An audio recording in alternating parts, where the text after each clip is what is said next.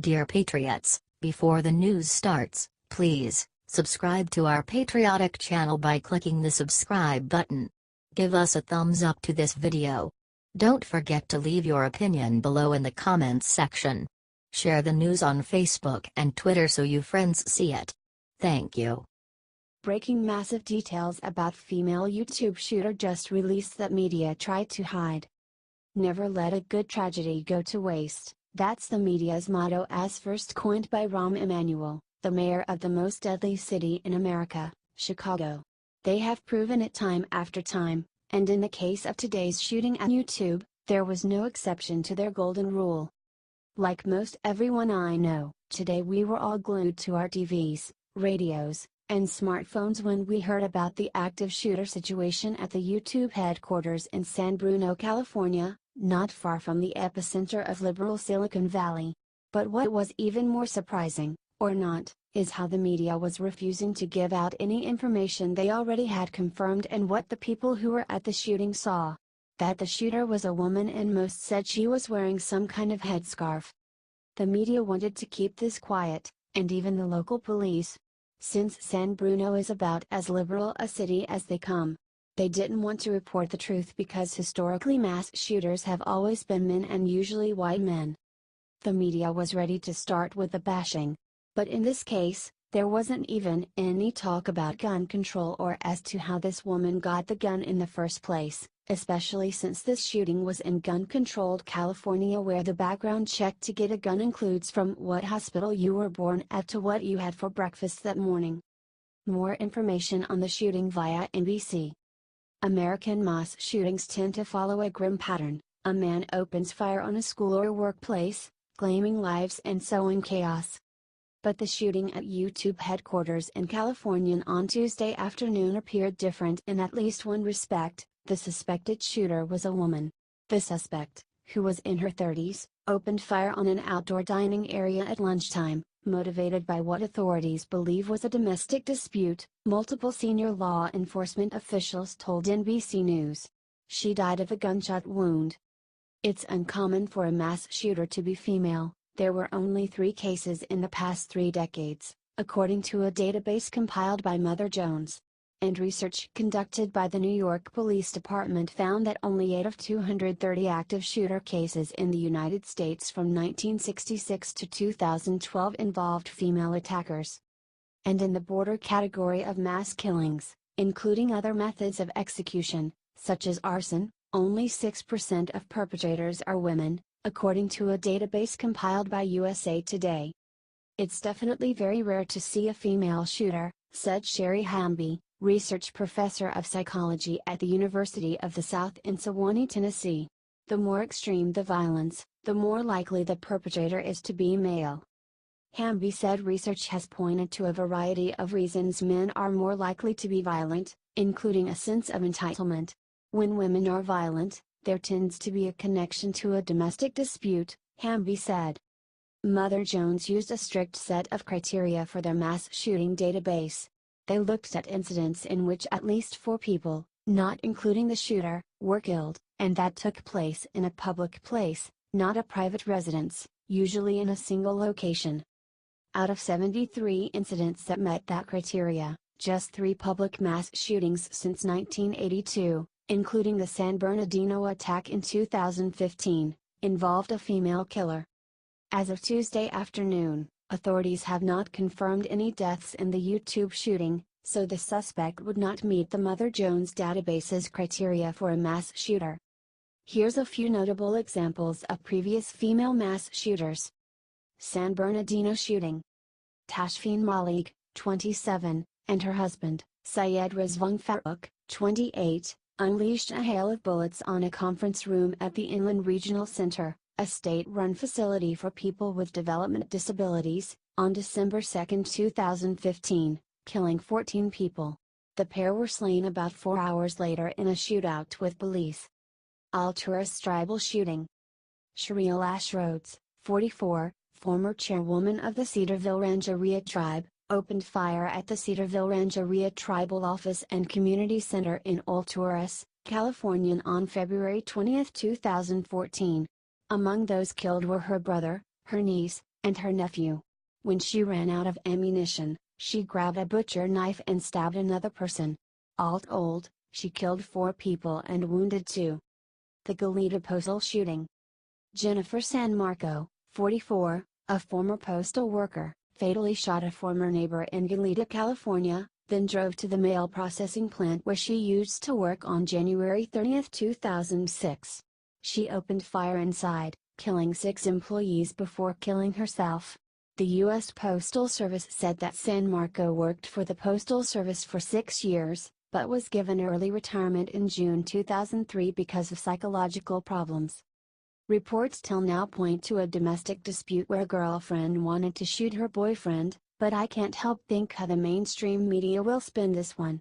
They can't blame the white man, and since the woman is from California, they also can't blame gun background checks. Maybe they will say the woman caught her boyfriend cheating so he deserved it, or that the boyfriend would beat her on a daily basis. The spin possibilities are endless.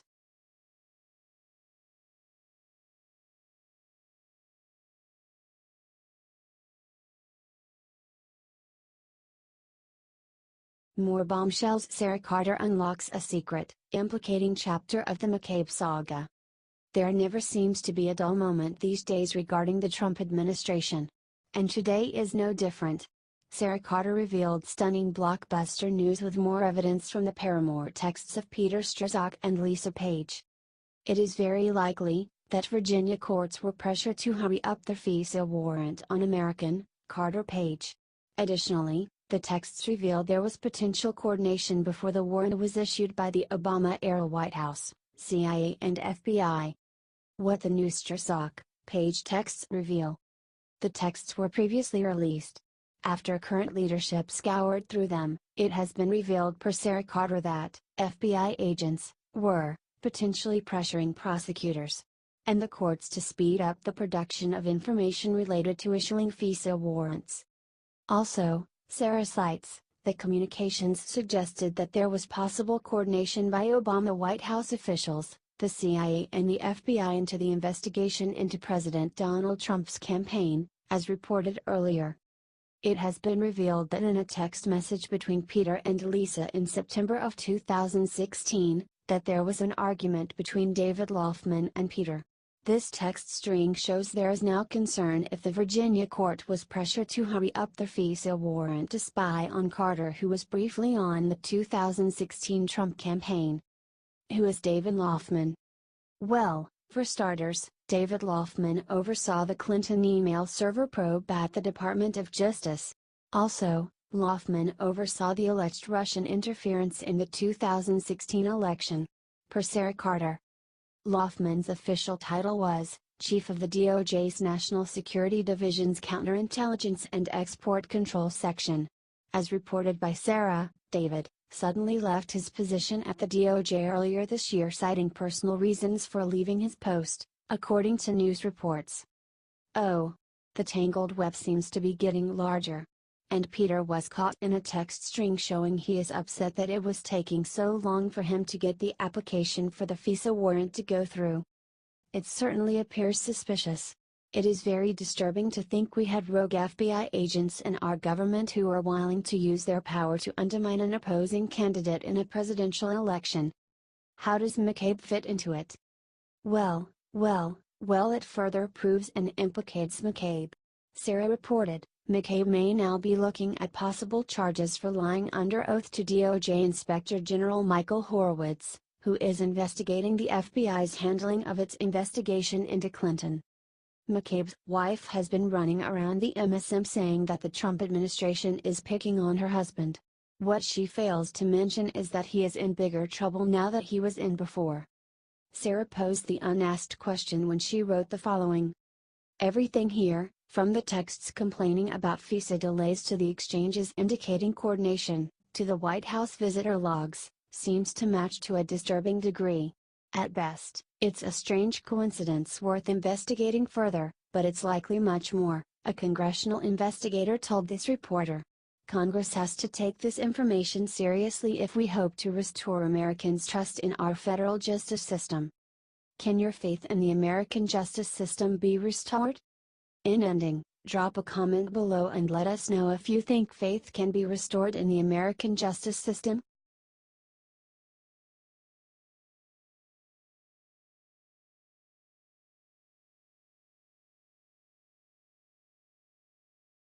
Planned Parenthood in hot water. Now we know what they did during the election.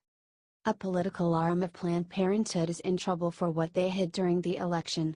It raises other questions about this nefarious organization. Everyone needs to know about this.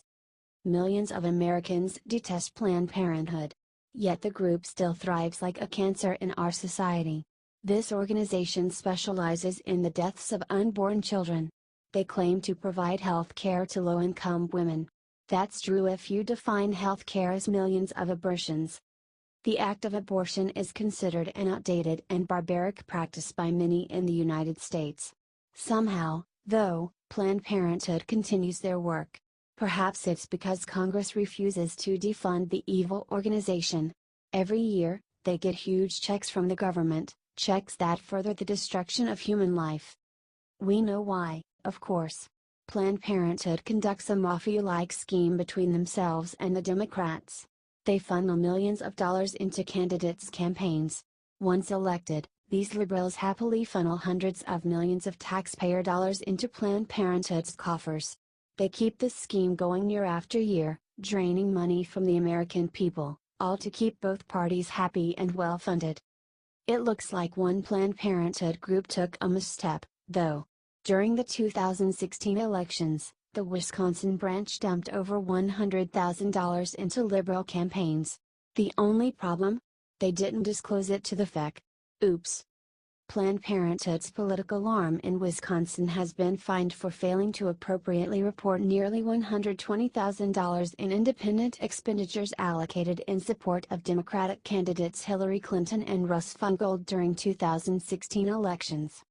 The Federal Election Commission, FEC, found discrepancies in Planned Parenthood advocates of Wisconsin's October 2016 report that claim over $133,000 worth of expenditures on political candidates, an FEC report said. Nearly $120,000 spent in August on Clinton and Democrat Feingold, who tried but failed to unseat Republican Senator Ron Johnson in 2016, were never shown in any previous 48-hour filing up until the October report, 2 months later when it was required. The Planned Parenthood group reportedly spent $58,449.04 in support for Clinton and as much in support of Feingold. Source: Fox News. Why didn't the Wisconsin PP disclose this amount? We know, nationwide, Planned Parenthood shelled out millions to help Hillary Clinton. They used the millions of dollars they got from the government. That's your tax dollars being spent to get a crook elected. We shouldn't be too surprised who they were spending the money on. Hillary Clinton and her cronies love Planned Parenthood. They are proud of a woman's right to choose, that choice being to abort their unborn child. Clinton would have promised to protect Planned Parenthood had she been elected. In fact, she would probably have increased the amount of cash they get every year. Other Democrats are known for their open support of the group. Democrats proudly declare they defend a woman's right to kill their unborn child. Imagine being that disturbed, that you're proud of killing your child, but that is the DNC today. The office is claiming it was all a misunderstanding. Their staff, which should have been trained, didn't know to file the contributions earlier. Sure. Or maybe this group is used to keeping things from the government and the American people, like the fact that it routinely sells aborted baby parts to labs, even though it's against the law. Or the fact that they claim to provide comprehensive health care to women in need. But when women go to Planned Parenthood for help, they are only offered abortions. Even basic procedures are only offered, if in the pursuit of getting an abortion. The real crime is that this massive group is getting slapped on the wrist for this mistake. The group will have to pay a $5,850 fine for the wrongdoing, the Washington Free Beacon reported. Source: Fox News. Really? That's nothing for a group that gets hundreds of millions of dollars from the government. This group should be under investigation for its horrendous practices and deceptive tactics. It should be defunded and kicked to the curb. Instead, It gets millions of dollars from the government and is hardly held accountable when they break the law. The only way Planned Parenthood would be brought to justice is if we elected people who refuse to support it.